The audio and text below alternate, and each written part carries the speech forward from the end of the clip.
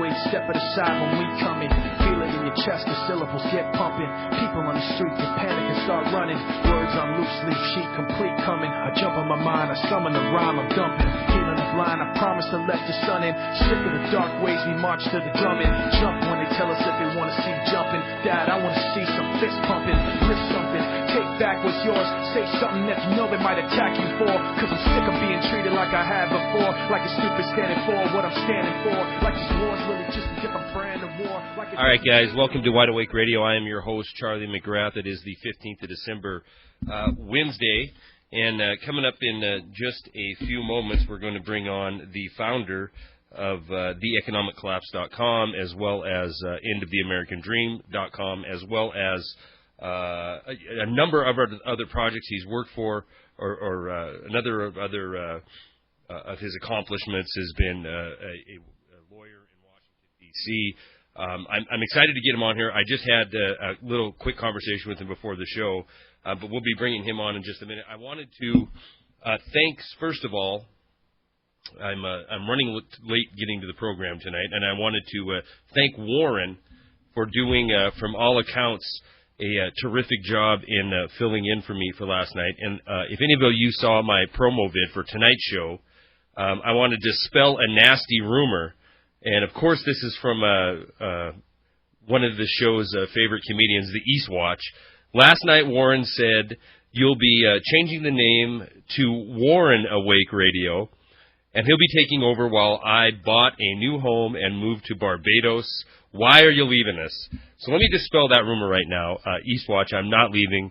I truly wish I could afford a home in Barbados and was heading to some nice sandy beaches. But nope, that is a rumor by the Eastwatch, and it's not going to happen. For those of you who didn't get the story, last night I had a scheduled dinner event that was basically forgot about by me. I had it marked down on the wrong date. So I had to have Warren fill in for me, and Christopher Green, from all accounts, did a great job, so I can't wait to get him back on again. But on the way to this dinner party, I had to drive 90 miles to get to it. I shouldn't say I ran into, a very large coyote, upwards of 50 or 60 pounds, decided to commit suicide by running in the front of my car, and it's a 2009 Traverse, which, great car, plenty of room. However, they decided to put the radiator about 1 inch away from the air dam, so it has about as much protection as a sheet of tissue paper, and it exploded my radiator, and there I was stranded on the side of the road. So, long story short, it was a very exciting night. I missed my dinner. I can complain all I want, but I would say the coyote had a worse night, without a doubt. All right, in the news, really quickly, it was kind of another blah day on Wall Street, and we saw metals kind of retreat a little bit today. But there's videos out right now of riots and protests happening in Greece once again, and a government official in Greece managed to feel the wrath of some of the students over there who have absolutely seen enough of austerity measures being forced onto them. Yet here in the United States, this news is not covered. This is not the focus of any headlines in the mainstream media. You might find some of this in the alternative media. But we get headlines like this: Goldman execs to get $111 million in delayed bonus payoffs next month. That's right. Goldman Sachs, the guys who, that said they didn't need a Federal Reserve bailout the whole time they were borrowing money to the tune of billions of dollars a day in some cases in overnight lending. They said they didn't need it, yet they bellied up to the Federal Reserve 84 times to borrow emergency money. And Lloyd Blankfein, doing God's work, is going to get himself a nice $24.3 million bonus, along with a lot of his other cronies there in Washington. Now, while these bonuses, his cronies on Wall Street, while these bonuses are going out to these select elite few, you have the American people continuing to retreat, continuing to suffer, and you see the poverty levels increase, you see the unemployment rolls increase, and the poverty prevention programs swelling to about bursting in their seams with so many people. And the reason that I was excited to get tonight's guest on is because I truly have not found anybody on the internet in alternative media who does a better job of breaking down stories than our guest, Michael T. Snyder. Now, Michael he got his undergraduate degree in commerce from the University of Virginia, and then his law degree from the University of Florida. He practiced law in D.C. for a time, and now he owns and operates TheEconomicCollapse.com, IntoTheAmericanDream.com, and I think I'm missing one in there. Am I not, Michael? Well, it's actually TheEconomicCollapseBlog.com. Okay. If people want to keep up with my writing, that site is good to go to, and also EndOfTheAmericanDream.com. I got that one, but isn't there one more, the important news too? Yeah, the most important news.com kind of covers a lot of the latest news of the day as well. So, they keep me busy. I enjoy writing, so the various sites, they take up a lot of my time, but I enjoy them. You know, and I didn't even know about the EndOfTheAmericanDream.com until I talked to you tonight, and I went over and checked that site out. You do a masterful job of laying out where we're at and where we're going. In fact, I was just at the EndOfTheAmericanDream.com, and I believe the story was titled, Are You Looking for a Good Job? Too Bad? I'll pull it up during the break and dump it into the chat room. But, I mean, the way you write absolutely presents the argument very crisply, very distinctly, and in my promo video for this show, I said if you are looking to help wake friends and family up, tonight's show is the one you want to listen to because you do such a great job of keeping it simple, yet showing where we are now compared to where we were 15, 20, 25 years ago. And the picture you paint is a bleak picture, but it's not your fault that it's bleak, or it's not your fault that it's doom and gloom. It is just reality. Where do you see us going? Well, you know what? We got about 2 minutes before the break. I want to get into where in the course of the show, where you think we're going, alternative media's role in spreading the truth, and what is coming next for you and your website. So, but let me first get into this story I was reading. 1985, we had a $6 million trade deficit with China, and today it is for the entire year, $6 million trade deficit with China for the entire year. In 2010, it's $28 billion for 1 month. Now, how does this statistic sit with you? Well, it's very troubling. What we've got in the United States today is we're people like to think we're in these cycles of up and down, but that things are eventually always going to get better. But that is not the case. What we've got in the United States today is we are coming to the end of a long-term economic cycle which is taking us down. And after the break, I want to get into this trade deficit and explain exactly how it works and how it's deindustrializing the United States. People ask themselves, well, where did all the good jobs go? But after the break, I want to take a few minutes and get into that and explain, well, as part of this new one world economy, they're actually being shipped overseas. If you watch the mainstream news, you would get the impression that, well, things are going to get better. We're coming out of a recession. We're into a recovery, and soon things will be back to how they've always been. The good times are just going to keep on rolling. But the truth is the United States is caught in a debt spiral from which there is no escape. Our country is being stripped of factories, of jobs. We're in the process of becoming a third world economy, and most American people don't know that because the mainstream media doesn't tell them. Yeah, you're absolutely right, and we cover that on, and I know you do as well on your sites, but we cover that on the show all the time. That you have to search out. You can even go to the mainstream business blogs or mainstream business websites, and you'll have a little bit of truth sprinkled in there, but it's all mainly fluff pieces comparing, data from a week ago to now, and not looking at the big overall picture or not looking at the big trend. And like you said, the trend is a absolute death spiral, and just about any economic indicator that you would consider part of the misery index we haven't seen the numbers we're currently at right now since the Great Depression. And you did a masterful job pointing out in this article, if you wanted to look at the number of manufacturing jobs and go back in history to where America had the same number, you'd have to go back to 1941. So I definitely will take this break, and then we'll get into the trade deficit, what it means for our country, how we're going to end up being a banana republic, and at some point I want to get into what you think the best solution is for trying to wake people up, and what can we do about this track we're on. All right, we're going to be right back with Michael T. Snyder of theeconomiccollapseblog.com right after this. Stay tuned.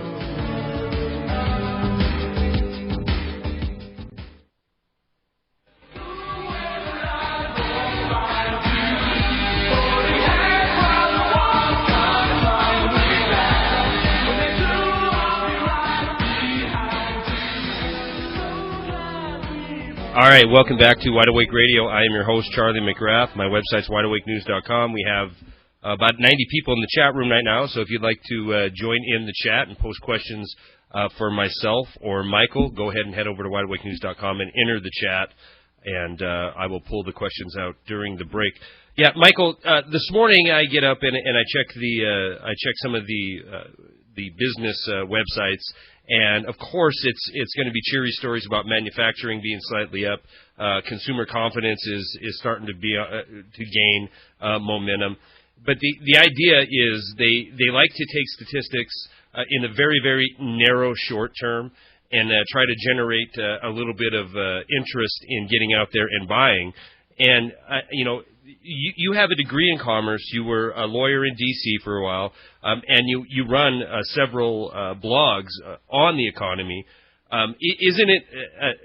Would it be fair to say that CNBC, MSNBC, Fox Business, you name it, all these business channels and business websites generally seem to want to skew the news in favor of people going out and spending money that they have, they've borrowed in a lot of cases. We certainly don't have the jobs to generate the income to be out there spending like drunken sailors. But they're agenda-driven. I mean, these news outlets are they are there for the corporate interests that come on and sponsor these websites and these business channels. And so you can make anything look good in the short term. You can take a stat from today versus yesterday and show a positive or negative trend if you'd like. I think one thing you do is show this overall long trend. You show, when you write a story, it's, 16 nightmarish economic trends to watch carefully in 2011, and that's a short one. I mean, some of yours are, 50 signs that the nation is becoming a banana republic or something along those lines. But with the mainstream media, which unfortunately, the majority of people still tend to rely on that for their information. Fortunately, that number is ever decreasing, and the number of people watching alternative media, like on YouTube, or searching out sites like your sites, that number is also on the rise. But talk to the fact that the news presented by the mainstream is short, it's not accurate, it's skewed, and where we're really heading, especially on subjects like trade deficits. Yeah, it's very true. The mainstream media has lost a ton of credibility in recent years. That's why we're seeing an explosion in the alternative media, because on some level people realize that they just are not getting the truth. I want to start with a statistic that you mentioned earlier. Back in 1985, for the entire year, the U.S. trade deficit with China was just $6 million. Then if we look at this past August, the U.S. trade deficit with China for just that month was $28 billion with a B, $28 billion. So comparing that trade deficit for just the month of August of this past year with the entire year of 1985, we see that the trade deficit for August with China alone was 4,600 times larger than the trade deficit for the entire year of 1985. So over the past 25 years, the entire paradigm has changed. Now, if you walk into virtually any store today, you start picking up products and you pick them up and you look at the label, what does this say? It says made in China, made, somewhere other than the United States in almost every single case. We're becoming a nation that is great at consuming and going into debt, but we're producing a smaller amount of real wealth. We're getting to the point where we're making almost next to nothing, and that's a very bad thing. And so why is that a bad thing? Because people say, well, it's good because the stuff from overseas is so cheap. I'm getting all these cheap products. Aren't I better off? Well, for temporarily, we are better off when we are able to buy something cheaper, but people don't realize what it's costing us. It's costing us jobs. It's costing us factories. In fact, since 2001, over 42,000 factories in the United States have shut down, gone out of business. Thousands of factories are going overseas. We're losing millions of jobs. So in an attempt to get lower prices and to constantly consume, it's kind of like in your house, if you're ripping apart your walls and parts of your house and throwing them on the fire to keep the fire going, well, what's eventually going to happen? You're not going to have a house anymore. And that's what we're doing. We're taking the greatest economic machine in the history of the world. We're dismantling it. We're throwing it into the fire. And eventually, we're not going to be making anything here in the United States. And then people look around and they say, well, why can't I find a job? Where are the jobs? Well, the jobs are gone. The jobs have been shipped overseas. In fact, since the year 2000, we have lost 10% of our middle-class jobs. In the year 2000, we had 72 million middle-class jobs. And now 10 years later, when our population has gone up, when we're supposed to have had economic growth, well, today we only have 65 million middle-class jobs. So what's going on? What's happening here? These jobs are, and you're right, these jobs are evaporating. And you, in that same article, I think you're quoting this one because I have a bunch of notes written down here from one of your latest articles. Even the high-tech sector. We were sold a bill of goods, in my opinion, way back when free trade and NAFTA and GATT, and we're told that if we were a manufacturing nation, well, that's what developing nations do. We're going to go a different route. We're going to have this high-end technology, and I'm pulling this from one of your stories. In 1998, the United States had 25% of the world's high-tech industry jobs, and China only had 10%. And now here we are, just a few years later. And the roles are completely reversed. We're less than 15%, and China is sitting at 20%. Yet we have nobody in the mainstream media covering this, and it's beyond troubling because all we talk about is borrowing more money from China or the Federal Reserve or the OPEC nations, and talking about tax cuts, talking about breaks here or extending unemployment there. But none of this is leading to any kind of solution. Would you not agree with that? Oh, absolutely, and I want to get into the whole tax cut situation in a few minutes because it's a fraud. It's not going to fix anything. I mean, no, you're right. The truth is that the United States... Oh, hold on one sec. Michael, hold on one sec. I talked a little bit too long there. We're going to do our second break. It'll probably just be no more breaks for the rest of the show. Just the last half hour will be me and Michael. So hold that thought. We'll talk about the tax break and the other fraud going on in D.C. and on Wall Street when we return with Michael Snyder on Wide Awake Radio right after this.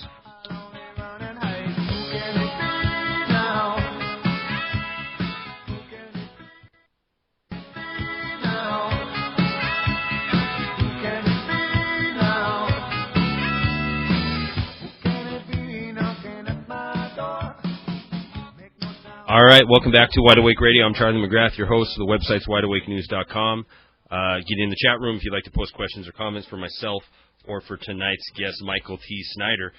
Michael, I was checking some stats during the break here. I just wanted to see how the 10-year yield ended out today on the 10-year note. Now we're at 3.51. I mean, this thing is exploding, and this is on the back of Bernanke coming out saying he's going to have $600 billion of quantitative easing.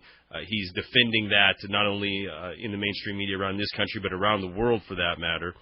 We have so-called good economic news coming out, and yet the reason we do quantitative easing, the reason that he went on 60 Minutes and talked about doing quantitative easing, it was to keep the long-term rates down, and they're doing exactly the opposite of that.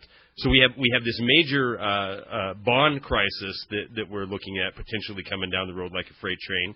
If we look geopolitically around the world, we have the people of Greece are rioting and their politicians are they're getting their head handed to them, and tension is just mounting around the world in England and in Ireland, France, Greece. I mean, but we're not focused on any of that. All the fervor in the country now is over this tax bill. What are we going to do? This lame duck session, this tax cut or this tax increase or the unemployment extension. And when you look into the details of this thing, it has very, very little to do with changing the tax code at all. What it looks like they're going to end up doing is keep things exactly the way they are right now. We're going to keep the same Bush tax cuts in place, the same taxes the system we've had for the last 10 years, or percentages we've had for the last 10 years. And they claim they're going to extend unemployment benefits, but they're really not. They're just going to keep people who are on unemployment now in the pipeline. They'll be able to finish out their 99 weeks if they happen to live in one of the 25 states that accommodate 99 weeks. The American citizens they should feel disillusioned. Most of them are just misinformed and not even looking at the true problems that are heading down the road. Talk to this tax deal and talk to how what you think it will accomplish if the lame duck session manages to push through a tax break for and who will benefit the most, which is the crews on Wall Street. Yeah, in the news today, that's the biggest debate, this new tax cut bill. The Republicans are saying, if we pass this tax bill, it's going to rescue the economy. And some of the Democrats are saying, no, if we do this, it's going to ruin the economy. Well, the truth is, as you pointed out in one of your recent videos, is that it really doesn't change that much. It keeps these Bush tax cuts going. It adds in a couple of extra things like a Social Security holiday and a thing for depreciation for businesses.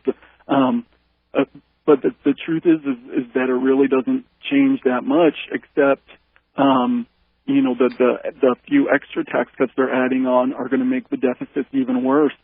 But then instead of accompanying this tax bill with spending cuts to get our budget back in line, the Congress is spending even more money. In fact, right now in Congress, they're trying to push through a $1.1 trillion spending bill that's 1,924 pages long. And so it's just more government spending, but we're going to tax the people even less. Well, what does that all equal up to? It's going to be more debt, which the U.S. government is already spiraling out of control. And people don't understand just how serious this all is. That the U.S. government is constantly having to go over to China and these other nations and beg them to loan us money just so we can kick the can down the road a little bit longer. We're getting to the point where the rest of the world, and we're starting to see this with U.S. Treasury bonds, the rest of the world is saying, well, you know what? I don't know if the United States is going to be able to continue to meet these obligations. And so they're getting kind of hesitant about buying more U.S. government debt. And if the day comes when the rest of the world totally loses faith in U.S. Treasuries, that we could be facing total financial Armageddon, because what we could start to see is interest rates on U.S. government debt really start to increase dramatically, which would increase deficits even more, and it could set up a feedback loop of just out of control deficits and government debt. I mean, the truth is, we're already at a very late hour. The U.S. government debt is closing in on $14 trillion, and just 30 short years ago, it was about $1 trillion. So we've increased our national debt by 13 or 14 times in just 30 years. It's just complete. But the official numbers only tell half the story, because the U.S. government doesn't use generally accepted accounting principles. Like every major Wall Street firm must, to be listed on the New York Stock Exchange, they've got to use generally accepted accounting principles. And according to John Williams of Shadow Government Statistics, if the U.S. government used GAAP accounting principles, the budget deficit for last year, 2009, would have actually been $8.8 trillion. I mean, we are so late in the game right now that it's hard to even describe. And it begs the question. I mean, we get this in alternative media all the time, and it does. It raises a good point. Can this possibly be just stupidity? I mean, Michael, these guys are, these guys are Ivy League educated. Everyone, we have Ben Bernanke, who's made his life in the world of finance. Could this possibly be just by accident or by negligence, or is this a grand design? And I'm going to put my tinfoil hat on for a minute and say it's painfully obvious, as you point out in some of your articles.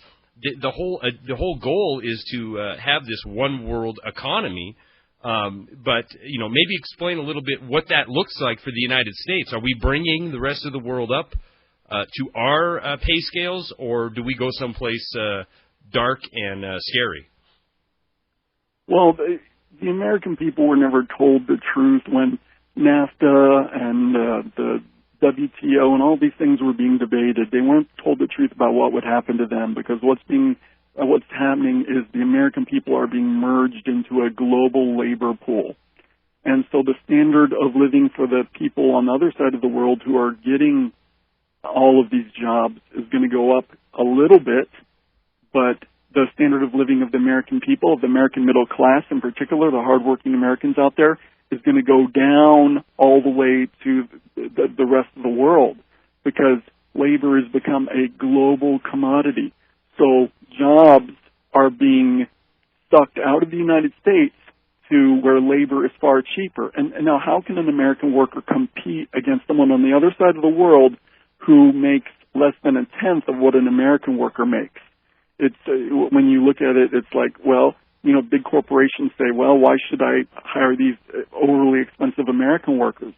And so jobs are just flooding out of the United States. And what the American people don't understand, when they go to Walmart and buy that trinket for a couple bucks less, they're actually not saving money, because they have to end up supporting U.S. workers one way or the other. Either they're going to provide them with good jobs, or they're going to have to provide their food stamps and their welfare checks and their unemployment insurance.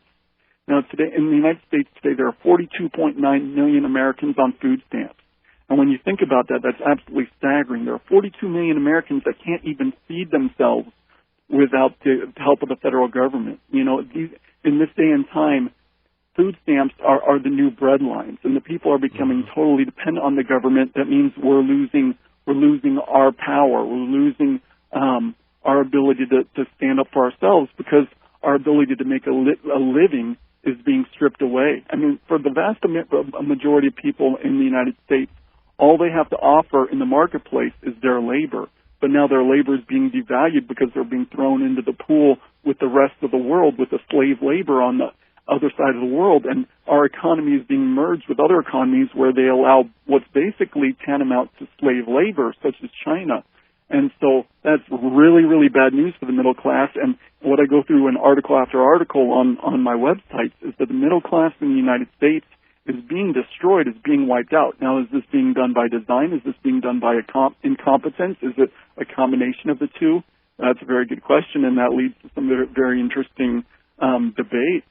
But whether by incompetence or by design, the American middle class is being destroyed. Meanwhile, the big global corporations that dominate our economy are making big profits by exploiting all of this slave labor.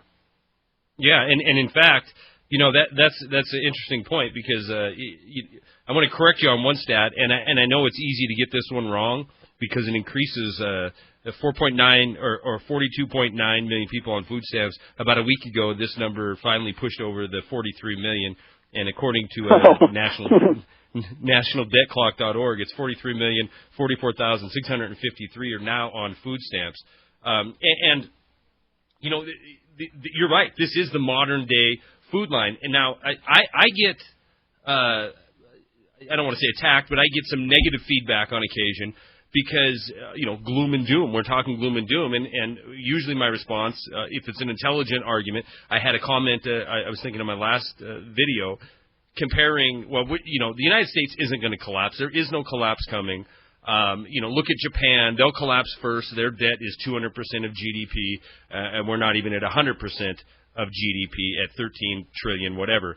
But again, I answered this comment with, I think you're looking at the wrong kind of information, or you're listening to the mainstream media. They want to point out something like, well, look at Japan. They had 20 years of stagflation. They're 200% of their GDP in debt. But when you're talking about the United States of America, you're talking about what was the greatest industrial power in the world, which is now gutted. I don't have the stat right in front of me. It was in one of your last articles that you wrote. 32% of the manufacturing base has left since 2000. 42,000 factories have been shipped out of this country since 2001. So we have no potential to grow our way out of it. And in fact, comparing our GDP debt to Japan's would be one thing if the world was holding the yen as their reserve currency, but they're not. They're holding the U.S. dollar, and when we see the confidence, like you talked about, when we see the confidence leave in the U.S. Debt, then isn't it a matter of game over, but it's not going to be a drawn out, like we've seen since 2008, gentle papering over, but continuing to collapse. When the world loses hope in our debt, it's going to be a flash crash, a fat finger event that will take, the 3.5% 10-year to, upwards of where we've seen in history before, 25%. And that will be an automatic game over for the United States, or automatic banana republic. Yeah, it's very true. There will come a point when there's a tipping point where the rest of the world says, okay, that's it. We do not trust U.S. government debt anymore. And then kind of a couple things could potentially happen. Either interest rates are going to have to go sky high in order to attract enough investors to keep buying up the ever-expanding amount of debt which we need to finance our government, or the Federal Reserve is just going to have to step in and start printing money, which is incredibly bad as well, and that would probably lead to hyperinflation. In fact, that a lot of people are starting to use that word as something we're looking at down the road, because there's no way that we can. We're getting to the point where we can't even service the existing debt that we have with our existing tax base, with our existing system. So at some point, the Federal Reserve is just going to have to flood the economy with more and more and more money, and that's part of what this quantitative easing is about. Is there's not enough money in the system, so the Federal Reserve is just popping it into existence out of thin air, and that's the core of the problem. Is that I know so many of your listeners realize is the Federal Reserve. Since the Federal Reserve was created in 1913, the U.S. dollar has lost over 95% of its value. Some people say that's about as high as about 98% of its value. So the U.S. dollar has just been decimated since that time. And that's what the Federal Reserve was designed to do. You can think of it as a perpetual debt machine. And that's what we've seen ever since the Federal Reserve was created. U.S. government debt has continually gone up. The value of the dollar has continually gone down. And most Americans don't realize that inflation is like a hidden tax on every single dollar in all of our wallets and all of our bank accounts. When inflation goes up, the purchasing power of each of our dollars goes down, and that's like someone coming along and imposing just another tax on us. Yeah, absolutely. And to be more specific, I mean, if you look at a chart, 98% of the value since 1913, but most of this has happened. It's gone parabolic since the closing of the gold window in 1971 by Nixon, and there's no end in sight. I mean, Bernanke is not taking his foot off the accelerator because once he does, then these too big to fail corporations are going to start accounting for their toxic assets that they have in their books. And in fact, if they used general accounting practices now, they would all be insolvent right now because they're using this marked fantasy accounting on all this debt they hold. If Bernanke takes his foot off the accelerator and the quantitative easing, then asset prices are just going to do what they're trying to do so hard right now, which is fall, which is try to come down and meet the wage of the average worker in this country. But all right, so this brings me to with about 10 minutes left, I want to get into: is there potential solutions that you see? Is there anything we can do now to prevent the ultimate collapse? And I ask that with the thought in mind that the collapse has already occurred, Michael, in my mind. And what we're living on now is this papered over fiasco, and eventually the realization is going to come to the people of this country that it's all been smoke and mirrors. They've all been stringing us along so they can convert the private debt of a very select few onto the public. And when we realize it, we're going to look like Greece times, a trillion. But is there in your mind?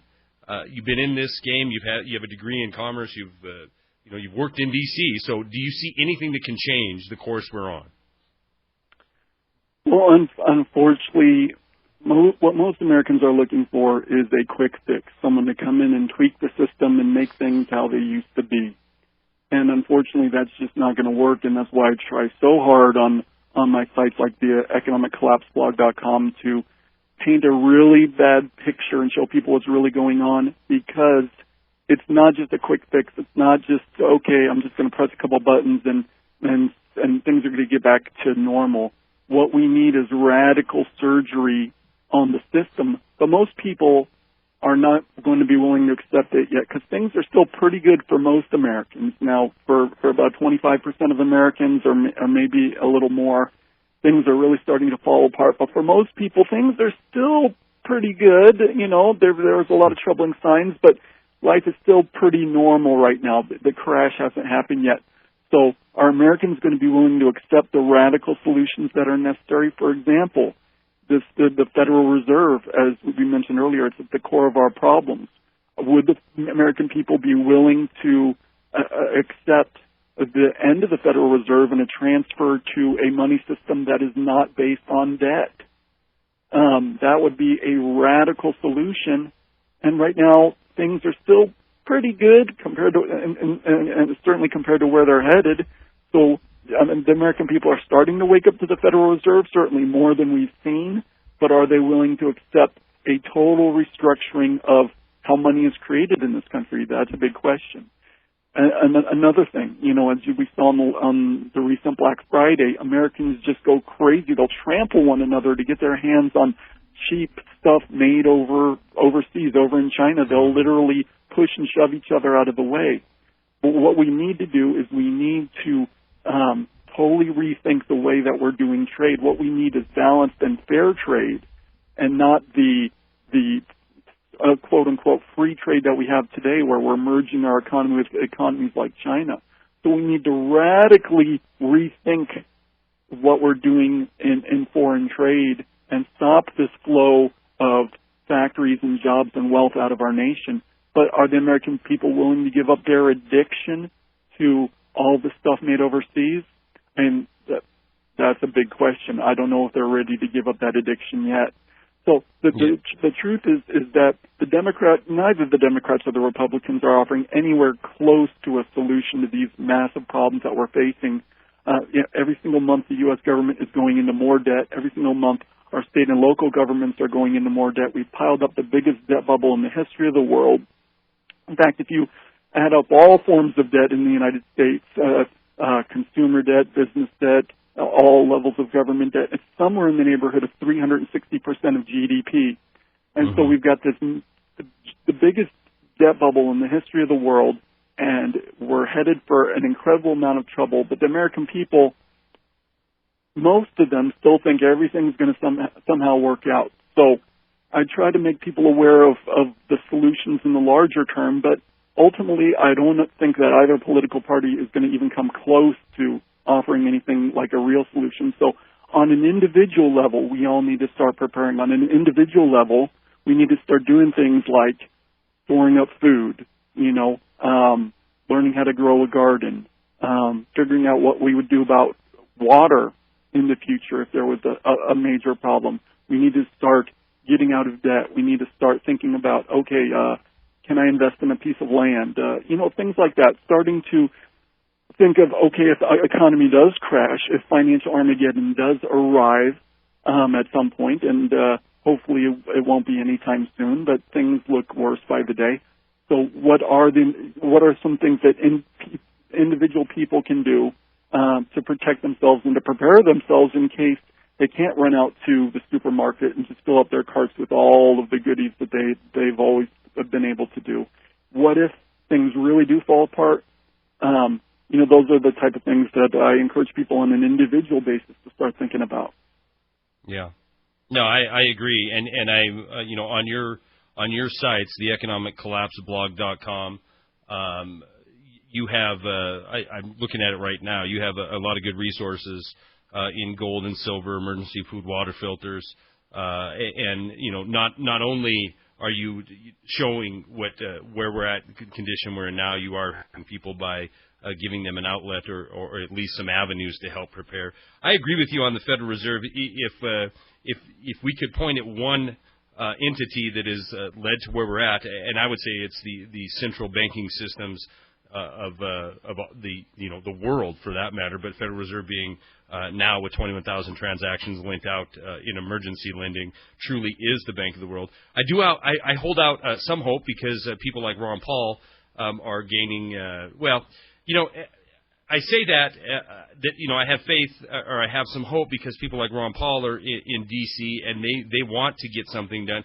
And in another way, I lose hope because I saw the country so close to calling out the Fed for what it was in 2008, 2009, but the mentality just inside of a year and a half turned right back into consumerism.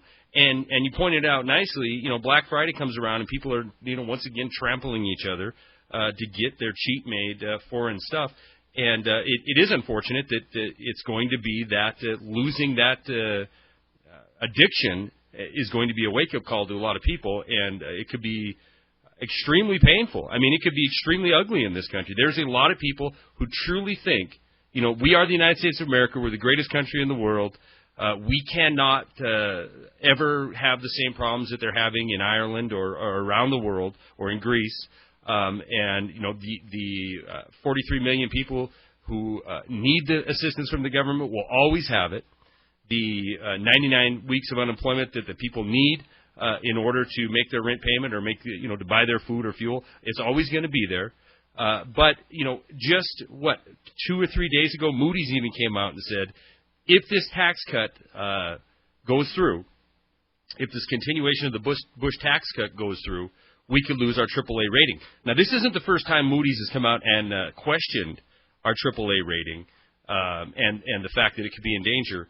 In 30 seconds to a minute, explain what that means if we all of a sudden go from AAA, best debt in the world, and Moody's decides to downgrade us. What happens to interest rates, and what does that do to a lot of revolving debt out there? Well, that's going to jack up our interest rates because Moody's is highly respected around the world, and so what that would be a signal to the rest of the world saying U.S. government debt is not as reliable as it once was. It's not as good as an investment. So it's a signal to investors that they need to demand higher interest rates. Well, if interest rates on U.S. government debt goes up, that means our interest payments are going to go up. And if our interest payments are going to go up, that's going to balloon our deficits. And if our deficits balloon, then the rest of the world is going to see that, and they're going to say, oh, the deficits are bigger, U.S. government debt is even less reliable. Mm-hmm. And it can become a self-feeding thing. And already the rest of the world, at first they saw Ben Bernanke when he announced that the new round of quantitative easing, and the rest of the world said, hey, hold on a minute, you guys are kind of cheating here, we don't like this, And now they're looking at this budget deal, this tax deal, which threatens to increase U.S. budget deficits even more, and they're saying, well, we don't like this either. So the rest of the world, today there's less faith in U.S. Treasuries than there has been in a long, long time. And for Moody's to even make a statement that they would consider downgrading U.S. government debt, that's an extremely troubling sign. Most Americans don't understand it. But that's something to keep your eyes on, because if U.S. government debt ever does get downgraded, that's a sign that the tipping point could be a lot quicker than we all realize. I agree. Michael T. Snyder the founder and owner of the economiccollapseblog.com and endofamerican.dream.com. Fascinating work you have. I have links to both those sites at my website, wideawakenews.com. Thank you very much for coming on. You're welcome to come back. I hope I can get you back on as we continue to watch this decay of the American dream, because it's truly vanishing. And I'm glad you pointed out the Moody's, what happens there, because it's just one more landmine that we could step on and wake up in one day and realize, we've been conned and we truly are the next greatest banana republic on the planet. So, Michael, thank you very much. Everybody stay tuned. Jeff Rentz is coming up next.